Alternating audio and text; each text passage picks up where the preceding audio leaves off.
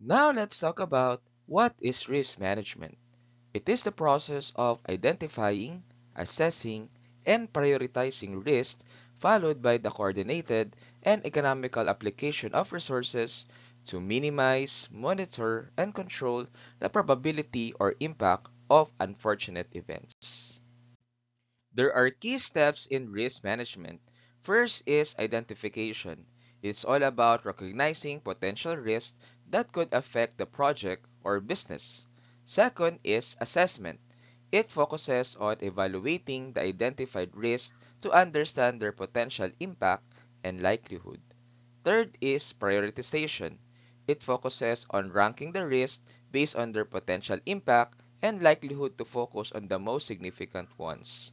Fourth is mitigation.